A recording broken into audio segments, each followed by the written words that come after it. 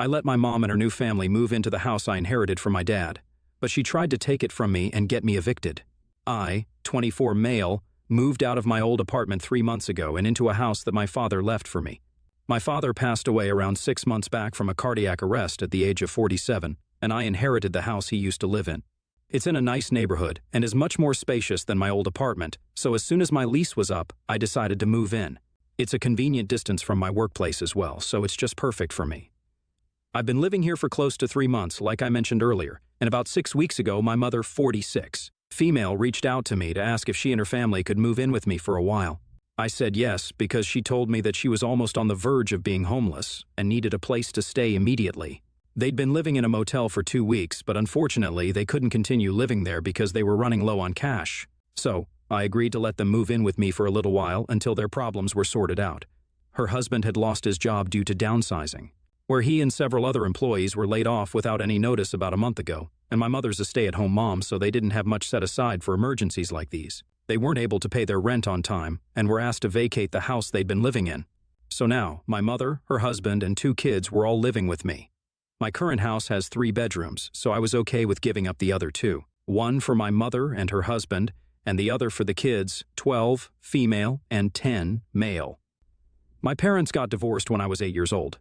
They just weren't compatible and would fight all the time about petty things. So eventually they decided that it would be better for them to part ways. The only reason they'd even married each other so young was because my mother was pregnant with me, and there was a lot of pressure from their families to get married before bringing me into the world.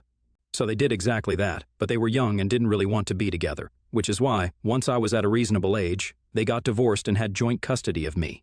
So, I alternated between living with my mom and then with my dad throughout the year, and I had a good relationship with both of them growing up. That's part of the reason why I didn't think twice before helping my mother out and letting her move in with me when she was in trouble. But I do regret it now. My parents hadn't stayed in touch over the years. As far as I know, they just had very different personalities that clashed a lot of the time. And I knew for a fact that they couldn't understand each other because of how stiff and awkward they were whenever they spoke to each other or whenever they'd meet at my school events. Once I turned 18, they didn't need to co-parent me anymore and stopped speaking to each other altogether. By then, my mother had also remarried and even had 2 kids. She got married 3 years after her divorce to her current husband and then had my half-siblings with him. The age gap between me and my half-siblings was huge, so I wasn't particularly close to them growing up because I couldn't really play or have fun with them, which is what kids at my age want. I mean, I must have been 12 at the time my mother's eldest daughter was born. And at that age, a newborn baby wasn't very interesting to me. I was never very close to my mother's husband either and didn't even refer to him as my stepdad. I called him by name because even thinking of him as my father, when I already had such a wonderful dad, felt weird and wrong. So no, I'm not very close to my mother's family, and the only reason I let them move in at all was for my mother's sake. My father never remarried or had other kids, and whenever I was not living with him, he'd be either working or traveling because that's what he loved. My mother didn't know that my dad had left this house to me, and after she'd moved in, she was quite impressed that I'd been able to afford such a nice house at my age. So I ended up telling her at the time that this was actually what I'd inherited from my dad. She'd known that her ex-husband had passed away and had even attended the funeral, but she hadn't bothered to ask about my inheritance, so I'd never told her either because it had honestly just slipped my mind. When I did tell her, I told her about it quite conversationally and didn't think much of it. Even she didn't have much of a reaction, so there was literally no way I could have foreseen what was about to come. My mother and her family had been living here for a little over a month, and I'd been getting kind of agitated because they showed no signs of moving out anytime soon and had made themselves quite at home. Her husband insisted that he was looking for a new job but also kept saying that we were in a recession right now, so things would take time and promised that they'd be out of my hair as soon as he found another job.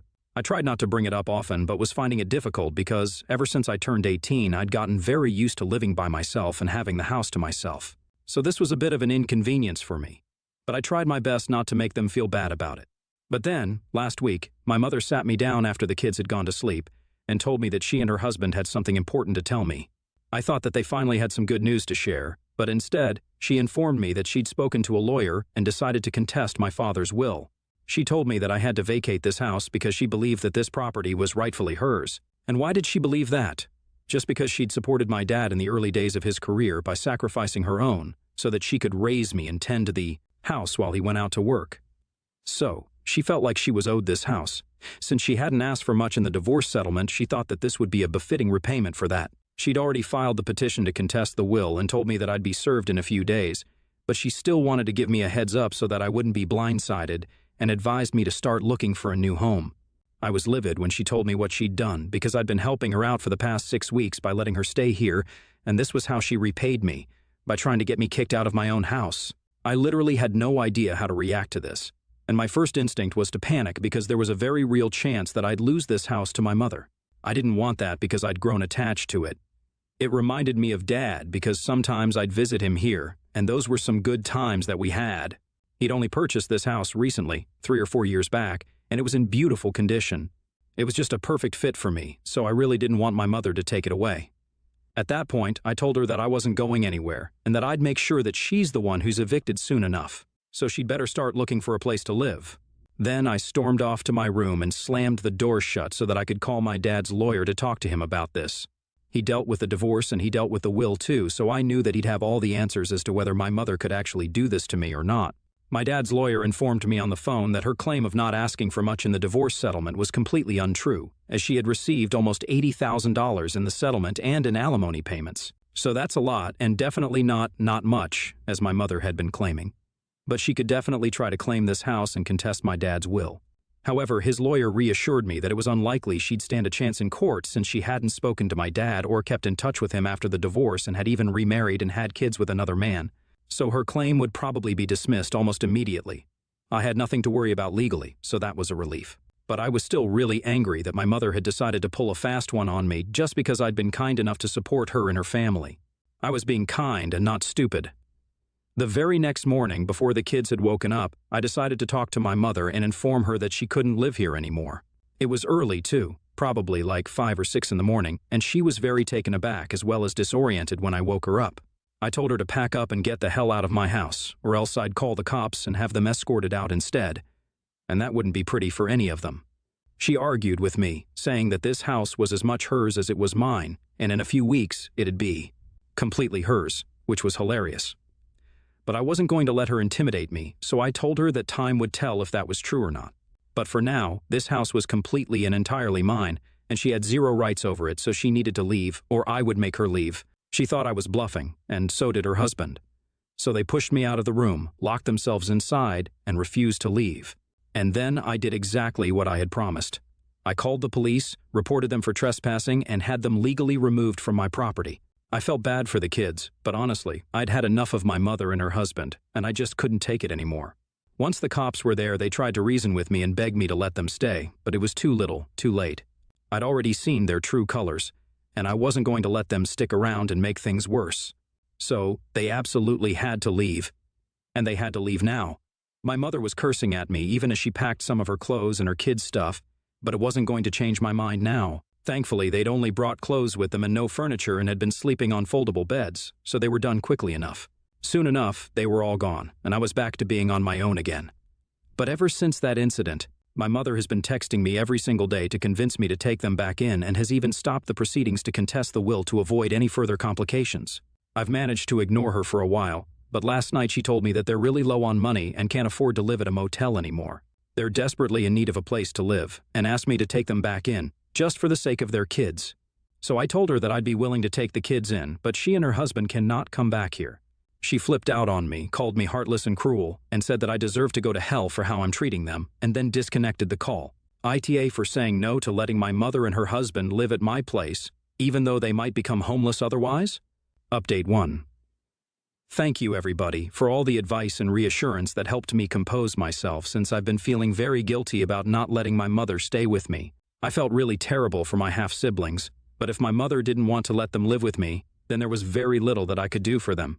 I haven't heard from my mother or her husband since that last phone call, and I'm concerned that they're probably homeless right now, which is just really sad for them. But they honestly brought this on themselves. I can't imagine how or why my mother felt entitled enough to demand that I vacate my own house and look for someplace else to live. She never had anything nice to say about my dad after they separated and hardly even spoke to him back when he was alive. So to say that she felt that he owed her this house was an insane statement to make. And she even decided to act on it and contest the will. Likely my mother had just assumed that she would inform me that she wanted the house and was contesting the will, and I would just transfer the ownership to her without questioning anything simply because she felt that my dad owed her that house. She was my mother, and I would have loved to help her out and support her at a time when she seemed to really need it, just like she'd done for me throughout my childhood. But I wasn't going to do that at the cost of myself. Like I said, her husband had just become lazy after I allowed them to move in. He would promise that he was looking for work, but I never saw him do anything other than smoke on the couch and watch television, as if he could afford to just sit back and relax like nobody's business. I didn't say anything to him, but I kept asking my mother to speak to him and get him to put himself out there because they obviously couldn't just stay here for the rest of their lives. But even she kept putting it off and said that it'd happen whenever it was destined to. They were just too laid back, and if that's the way they'd been living their lives, then it was hardly surprising that they were in such a dire situation today. I just feel bad for the kids because this is not their fault, and yet they're suffering even more than their parents are. It's been close to 4 days since I last spoke to my mother, but I'm hoping that she found someplace else to live because otherwise, it's just going to keep bothering me. She's not a very nice human being, but she's still my mother, and I would want for her and her kids to be safe and sound. I'm still not going to let her move back in here, though. Not after how she tried to screw me over even though I was trying to support her.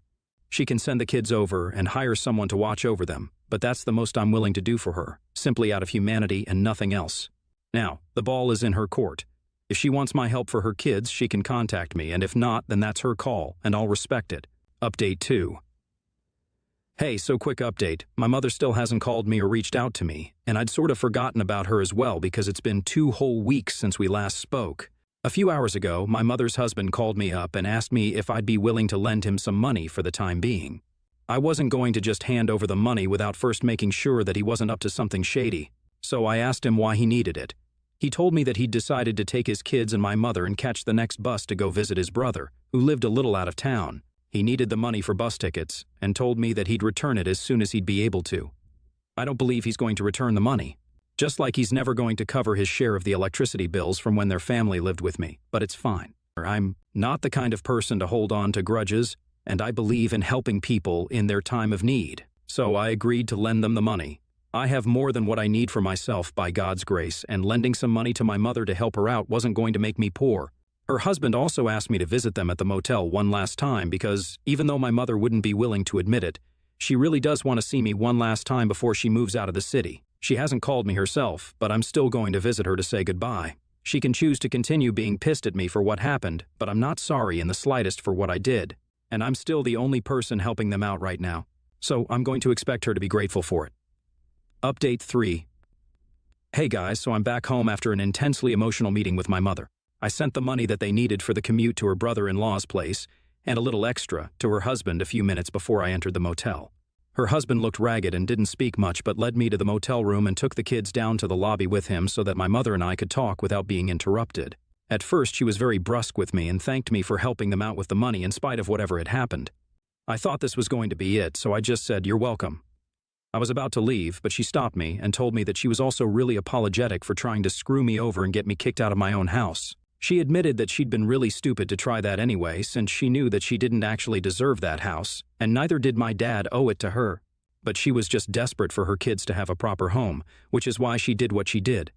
I'm glad she came around and realized that what she'd done was messed up, but I also told her that this was the last time I was helping them out, and told her not to make a habit out of it.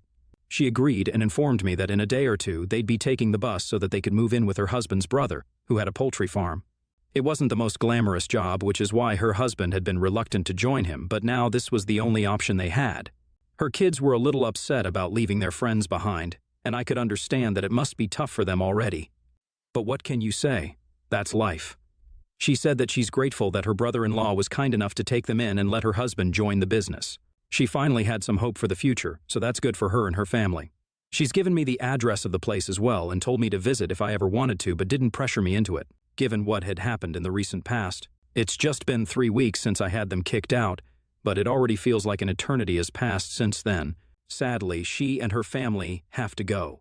Through so much, and given that she's almost 50, it's definitely not easy for her to deal with this devastating situation. Add to that 2 young kids to take care of and think about. They're not even in their teens yet, and are already watching their parents struggle with money and eviction.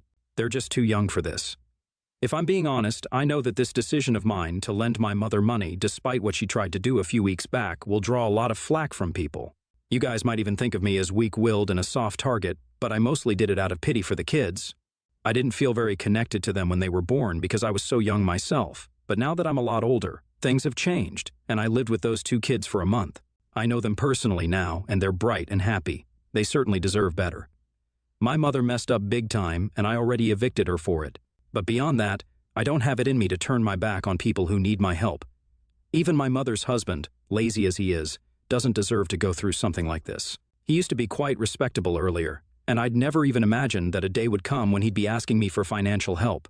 It's pathetic, and I just would never have been able to live with myself if I'd refused to support them in their time of need, not just because this is my mother's family, but because they're human beings first. I couldn't let those 2 kids go into foster care. I just couldn't let that happen. But neither could I adopt them yet, so I did what was best for everyone. At least now, I'll be able to go to sleep knowing that I did the right thing, and that's what matters to me the most, to be honest. Update 4. My mother just texted me and told me that they've moved in with her brother-in-law and are trying to settle themselves now. It's difficult to deal with the change so suddenly, but they're making the best of the situation. The kids are alternating between missing their friends and talking about going back and chasing after the chickens, just like kids do. It's nice to know that they're getting a fresh start and I'm the one who made it possible. Feels like I put my money to some good use finally. Things are still tense between my mother and me, and we don't speak for more than 2 or 3 minutes at a stretch. We keep our conversations restricted to talking about how she's doing now, how the kids are coping, and my work, just safe topics. Maybe we'll be able to fix things someday, and maybe we won't. But for now, this is what it is, and I'm okay with it. It's been almost a week since they moved out of the city now, so let's see what the future holds.